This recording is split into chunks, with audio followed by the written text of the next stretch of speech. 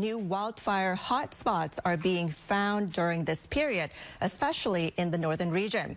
Most recently, wildfires erupted in the Wieng Lo Wildlife Conservation Area in Phayao province. Chiang Rai's Wildfire Operations Center has deployed about 40 personnel to Ban Ten Kam Pathana in Hoi Lan subdistrict of Dok Kam Tai district of Phayao province after satellite imagery analysis detected 7 new wildfire hotspots. The personnel included wildfire specialists from Phayao Forest Fire Control Station, park rangers from Wieng Lo Wildlife Conservation Area, local administrations, and volunteers.